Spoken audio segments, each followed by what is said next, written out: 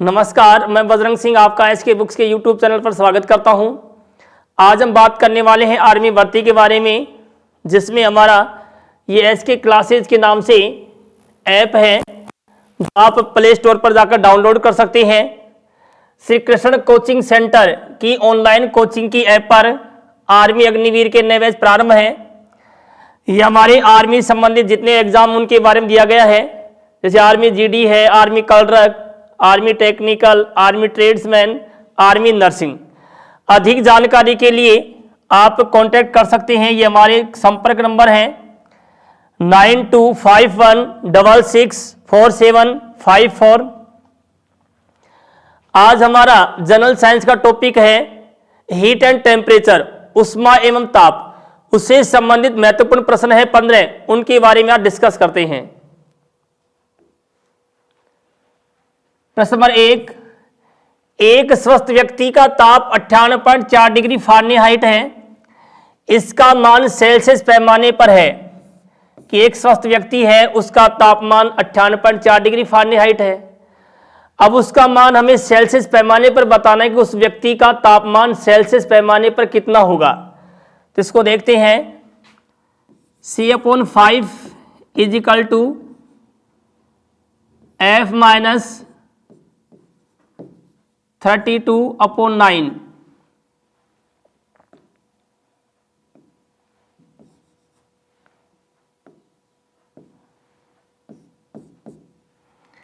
यहां पर F की वैल्यू दे रखी है 98.4, तो C/5 = 98.4 - 32/9। अब 98.4 में से 32 निकालने पर बचते हैं 66.4। तो इसमें होगा C/5 = 66.4/9। C = 66.4 × 5/9। तो इसको मल्टीप्लाई करते हैं, डिवाइड करते हैं 9 से, तो लगभग आएगा ये 36.88। तो लगभग इसका आंसर होगा ऑप्शन ए 36.9 डिग्री सेल्सियस। प्रश्न नंबर 2, सूर्य या अंगीठी से हमारे पास उष्मा पहुंचती है। कि सूर्य से अंगीठी से उष्मा का जो संचरण होता है या उष्मा हमारे पास पहुंचती है, तो इसमें कौन सी विधि है। ऑप्शन ए विकिरण, रेडिएशन। ऑप्शन बी संवहन, कन्वेक्शन। ऑप्शन सी चालन, कंडक्शन। ऑप्शन डी तापमान, टेम्परेचर।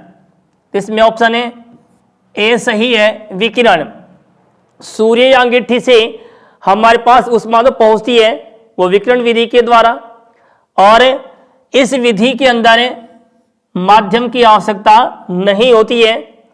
ऑप्शन बी की बात करें, संवहन, यह जो उष्मा का संचरण होता है इस विधि के अंदर, यह द्रवों और गैसों के अंदर जो उष्मा का संचरण होता है वह संवहन विधि के द्वारा। इसमें अणुओं के अंदर वास्तविक गति देखने को मिलती है। ऑप्शन सी की बात करते हैं, चालन, ठोस पदार्थ होते हैं उनमें उष्मा का संचरण होता है, वह चालन विधि के द्वारा होता है। तापमान की बात करते हैं, किसी वस्तु का ठंडापन या गर्मपन उस वस्तु का ताप कहलाता है। प्रश्न नंबर 3, उष्मा का एसआई मात्रक है। Option A joule, option B ऊर्जा, option C watt, option D newton. इसमें ऑप्शन ए सही है, उष्मा का एसआई मात्रक जूल है। ऊर्जा है, बात करते हैं ऊर्जा, इसका जो मात्रक है उष्मा है, ऊर्जा है, कार्य है, इन सभी का मात्रक जूल होता है। वाट की बात करते हैं, यह शक्ति का एसआई मात्रक है। न्यूटन की बात करते हैं, यह बल का एसआई मात्रक है। प्रश्न नंबर 4, परम शून्य ताप होता है। कि जो परम शून्य ताप की बात करते होता क्या है कि वह ताप जिस पर अणुओं की गति रुक जाए परम शून्य ताप कहलाता है। और परम शून्य ताप को मापने के लिए जो यंत्र काम में लेते हैं वो चुंबकीय तापमापी है। तो यहां पर बताना है कि परम शून्य ताप है वह कितना होता है। Option A -273 degree Celsius, option B 0 kelvin, option C -459 degree Fahrenheit और ऑप्शन डी उपरोक्त सभी। इसमें ऑप्शन ए डी सही है, उपरोक्त सभी। कि परम शून्य ताप होता है उसका जो मान है वो -273 डिग्री सेल्सियस भी है, 0 केल्विन भी है और -459 डिग्री फ़ारेनहाइट भी है। तो इस प्रकार से उपरोक्त सभी ऑप्शन डी सही है। प्रश्न नंबर 5, वह प्रक्रिया जिसमें निकाय से न ऊष्मा ली जाती है न दी जाती है कहलाती है। ऑप्शन ए रुद्धोष्म, ऑप्शन बी समतापी, ऑप्शन सी ऊष्मागतिज और ऑप्शन डी एंट्रोपी। तो इसमें ऑप्शन ए सही है, रुद्धोष्म। कि इस प्रक्रम के अंदर निकाय से न तो ऊष्मा ली जाती है और न ही दी जाती है। कि जैसे ट्रक का टायर है या साइकिल का टायर है, अचानक फटने पर उससे ऊष्मा उत्सर्जित होगी तो उस पर वायुमंडल के अंदर उसका कोई प्रभाव नहीं होता है। तो इसमें ऊष्मा है वो ना तो ली जाती है और निकाय को ना दी जाती है, वह प्रक्रम कहलाता है रुद्धोष्म प्रक्रम। प्रश्न नंबर 6, ऊष्मा की मात्रा जो 1 किलोग्राम के किसी वस्तु का तापक्रम 1 डिग्री सेल्सियस बढ़ाने के लिए प्रयुक्त हो क्या कहलाती है। कि अपने पास कोई भी है 1 किलोग्राम मात्रा की कोई वस्तु है, दूसरी बात ये कि इसका तापमान हमें बढ़ाना 1 डिग्री सेल्सियस, तो 1 डिग्री सेल्सियस बढ़ाने के लिए जो आवश्यक जो प्रयुक्त ऊष्मा होती है वह क्या कहलाती है। ऑप्शन ए गुप्त ऊष्मा, ऑप्शन बी ऊष्माधारिता, ऑप्शन सी विशिष्ट ऊष्मा और ऑप्शन डी इनमें से कोई नहीं। तो इसमें ऑप्शन ए सी सही है, विशिष्ट ऊष्मा। कि ऊष्मा की मात्रा जो 1 किलोग्राम के किसी वस्तु का तापक्रम 1 डिग्री सेल्सियस बढ़ाने के लिए प्रयुक्त हो वह विशिष्ट ऊष्मा कहलाती है। और विशिष्ट ऊष्मा है सबसे अधिक होती है जल की 1। ऑप्शन ए की बात करते हैं गुप्त ऊष्मा लेटेंट हीट। कि इसके अंदर होता क्या है, लेटेंट हीट या गुप्त ऊष्मा है वो क्या है कि किसी भी पदार्थ की अवस्था परिवर्तन के लिए आवश्यक ग्रहण की गई या यानी कि ली गई ऊष्मा उस पदार्थ की गुप्त ऊष्मा कहलाती है। यहां पर पदार्थ का तापमान नहीं बढ़ना चाहिए, केवल अवस्था में परिवर्तन होना चाहिए, वह कहलाती है गुप्त ऊष्मा। अगला है ऑप्शन बी ऊष्माधारिता।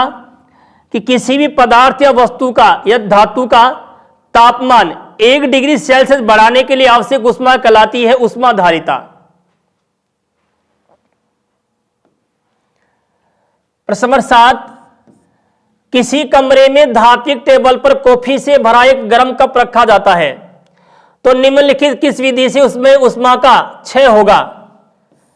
कि उसमें जो ऊष्मा है कहने का अर्थ उसका क्षय होगा, उससे जो हानि होगी ऊष्मा की, तो उसमें कौन सी विधि के द्वारा होती है।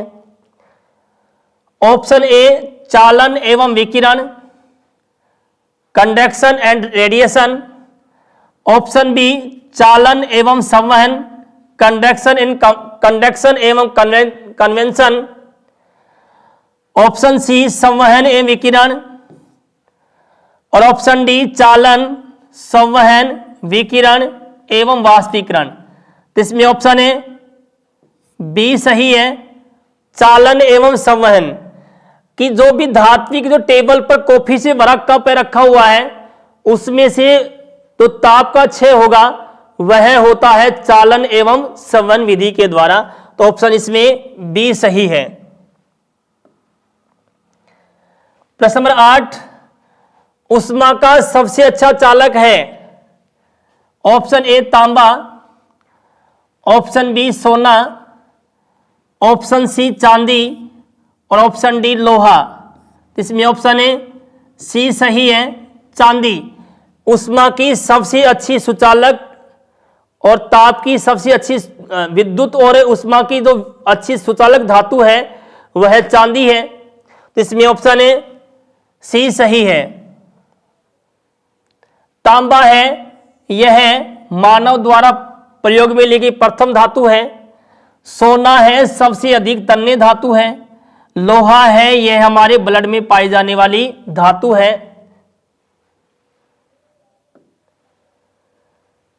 प्रश्न नंबर 9, मिट्टी के घड़े में पानी ठंडा होना निर्भर करता है कि मिट्टी का घड़ा होता है उसमें पानी ठंडा रहता है, तो वह किस कारक पर निर्भर करता है?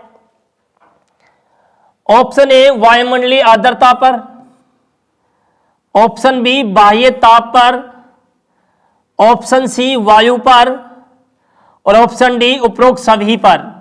तो इसमें ऑप्शन ए डी सही है, उपरोक्त सभी पर, कि मिट्टी के घड़े में पानी ठंडा होना यह उपरोक्त सभी कारकों पर निर्भर करता है।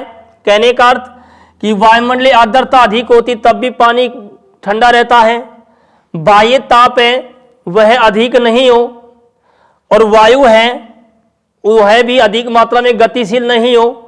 तो यह जो तीनों कारक हैं इन्हीं के कारण से मिट्टी के घड़े में ठंडा पानी रहता है। प्रश्न नंबर 10, यदि कोई झील में सतही जल कुछ जमने वाला हो तो झील के तल में जल का तापमान होगा। कि कोई भी झील है उसमें सतही जल है कुछ जमने वाला है, तो झील के तल में जो तली है उसका तो उस पर तापमान है वो कितना होगा? Option A 1 degree Celsius, option B 2 degree Celsius, option C 3 degree Celsius और ऑप्शन डी 4 डिग्री सेल्सियस। तो इसमें ऑप्शन ए डी सही है, 4 डिग्री सेल्सियस। कि जो सतह होती है उसका तापमान, जैसे कि जमने वाले, इसका अर्थ बर्फ जमने लग रही है तो वहां पर तापमान 0 डिग्री सेल्सियस, तो वहां पर 0 डिग्री सेल्सियस तापमान होगा तो बर्फ जमेगी। लेकिन जो तली होती है उसकी झील की उस पर तापमान होगा 4 डिग्री सेल्सियस। इसी कारण जलीय जीव क्या रह पाते हैं? जीवित रह पाते हैं, और यह होता है जीवित रहते हैं। और इसका कारण क्या है? जल का असामान्य प्रसार, जल का असंगत प्रसार, असंगत प्रसार के कारण ही ऐसा होता है। प्रश्न नंबर 11, जब बर्फ पर दाब बढ़ाया जाए तब बर्फ के गलनांक में क्या परिवर्तन होगा?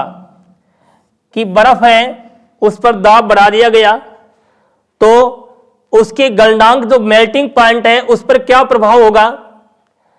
ऑप्शन ए घट जाएगा, ऑप्शन बी बढ़ जाएगा, ऑप्शन सी अपरिवर्तित रहेगा और ऑप्शन डी शून्य हो जाएगा।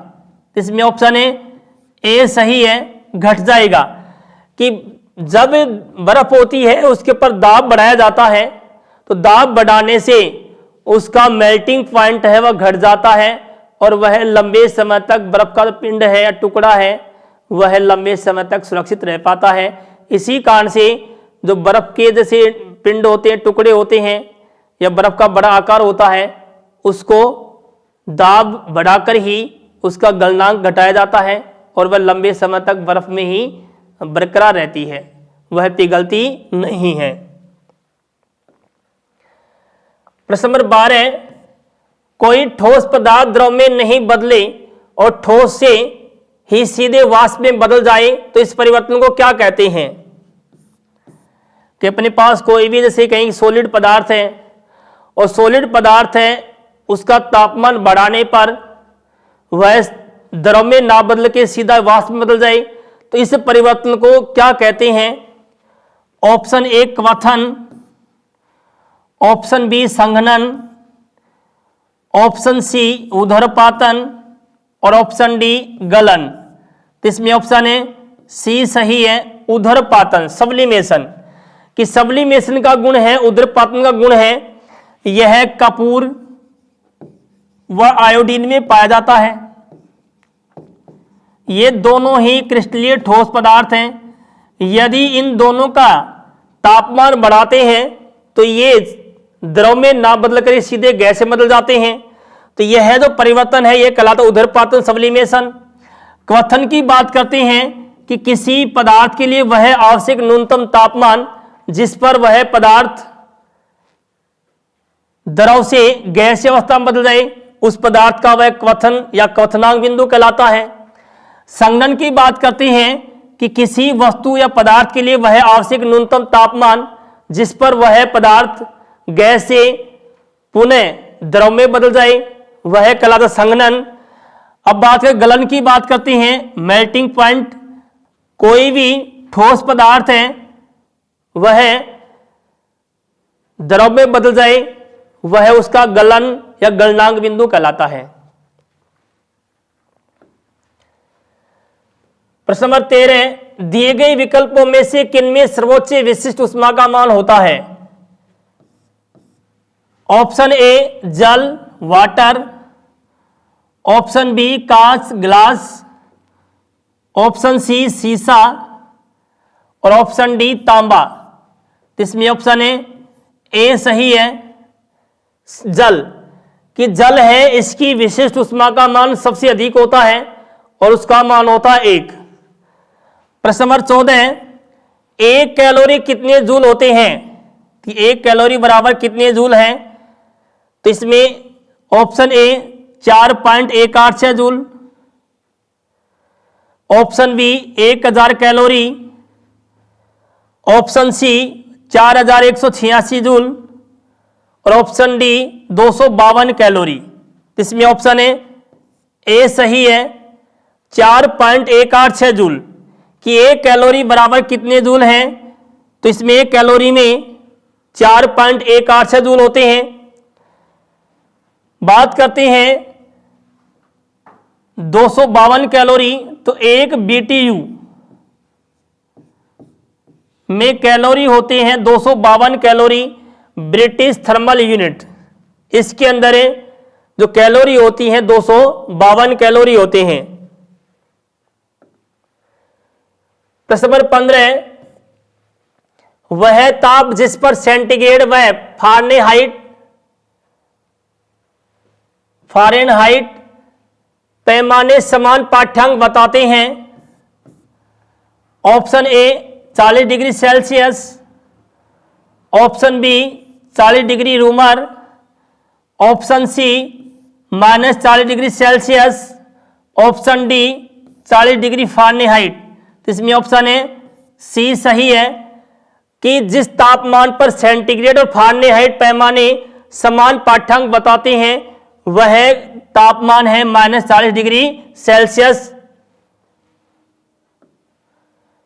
यह हमारी आर्मी की जनरल साइंस की बुक है जिसमें आर्मी अग्निवीर के अंतर्गत जीडी कलरक टेक्निकल ट्रेड्समैन में महिला सेना पुलिस और आर्मी नर्सिंग वेटनरी सहायक व टेरिटोरियल की भर्ती परीक्षाओं के लिए महत्वपूर्ण बुक है ये।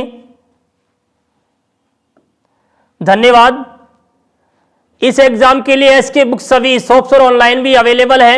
अगर आप ऑनलाइन लेना चाहते हैं तो उसका लिंक डिस्क्रिप्शन बॉक्स में अवेलेबल है। इस चैनल पर हम इस आर्मी भर्ती और अन्य सभी भर्तियों से संबंधित इंपोर्टेंट जानकारी और स्टडी मटेरियल भी उपलब्ध कराते रहेंगे।